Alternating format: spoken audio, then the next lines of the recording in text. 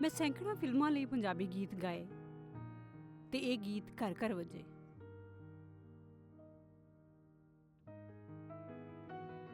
ਮੈਨੂੰ ਬਹੁਤ ਖੁਸ਼ੀ ਹੈ ਕਿ ਮੇਰੇ ਸ਼ਹਿਰ ਲੈਲਪੁਰ ਵਿੱਚ ਪੰਜਾਬੀ ਮੇਲਾ ਹੋਣ ਜਾ ਰਿਹਾ ਹੈ। ਅੱਜ ਮੈਂ ਤੁਹਾਨੂੰ ਉਹਦਾ ਸੱਦਾ ਦੇਣ ਆਈ ਹਾਂ ਤੇ ਆਓ ਫਿਰ 5 ਤੇ 6 ਅਪ੍ਰੈਲ ਨੂੰ ਨੁਸਰਤ ਫਤਿਹ ਅਲੀ ਖਾਂ ਆਡੀਟੋਰੀਅਮ 'ਚ ਮਾਂ ਬੋਲੀ ਦੀ ਗੱਲ ਕਰੀਏ।